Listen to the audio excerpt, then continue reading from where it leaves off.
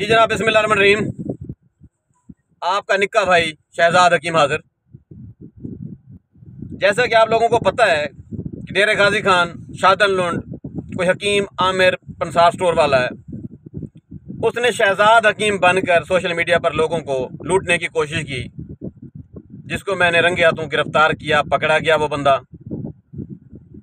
आज मैं उसके खिलाफ जा रहा हूँ साइबर क्राइम विंग मुल्तान।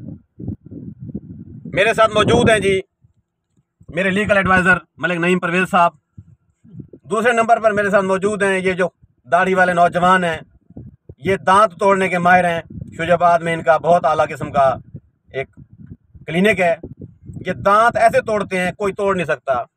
उसके बाद जी मेरे सिक्योरिटी वाले बंदे मलिक राशिद मेरे साथ मौजूद हैं, और मेरा भांजा नसीबुर रहमान मेरे साथ मौजूद है। मैं उस बंदे के खिलाफ कार्रवाई करने जा रहा हूँ। दोस्तों से मुशावरत की, लीगल एडवाइज़र से बातचीत की। उन्होंने कहा जी ये सियत का मामला है, आपने तो वैसे आम जिंदगी में कभी किसी अपने मुखालिफ को नहीं छोड़ा, इसको आप कैसे छोड़ सकते हैं। मैंने कहा मेरे खून में ये बात है तो नहीं, मैं हिटलर हूँ, मैं आखिरी गोली तक लड़ता हूँ। एक बंदा डेरे गाजी खान का, उसने मेरी मारने की कोशिश की है। ये आम जुर्म नहीं है। उसने शहजाद हकीम बनकर लोगों को दवाइयाँ देना शुरू कर दी, बातचीत शुरू कर दी। मेरी वीडियोस उसने चोरी की, अपनी फेसबुक वॉल पर लगाई, और अपने साथ में नंबर दे दिया। लोगों ने जब रब्ता किया तो उसने कहा मैं शहजाद हकीम बात कर रहा हूँ, सन ऑफ मलिक खुदा बख्श रही मौदा शाह पर शुजाबाद से।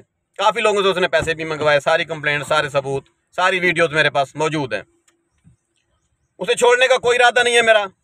उसको उसके मंतकी अंजाम तक पहुंचाऊंगा। आज का सबक आप लोगों के लिए क्या है? आपके लिए यह सबक है, अपने मुखालिफ को कभी मत छोड़ा करें, आखिरी गोली तक लड़ा करें।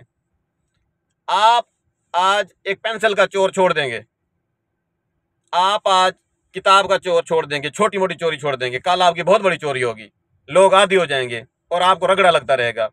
जिंदगी में एहतजाज करना सीखें, मुखालिफ की मंजी ठोकना सीखें, ज़रूरी होता है। ये मुसलत करता जंगे हैं। मेरे क्लिनिक पर इस वक्त 300 लोग हैं, बैठने की जगह नहीं है, लेकिन मैं मजबूर हूँ। क्लिनिक छोड़कर मैं मुल्तान आया हुआ हूँ। मेरा लाखों का नुकसान हुआ है, करोड़ों का नुकसान हुआ है, इज्जत का जो नुकसान हुआ है वो अलग से है। तो मैं अपने दोस्तों से यही कहूँगा कि कभी भी सीज़ फायर मत किया करें जब तक मुखालिफ को उसके जुर्म की सज़ा न मिले और जब तक उसको एहसास गुनाह ना हो जाए।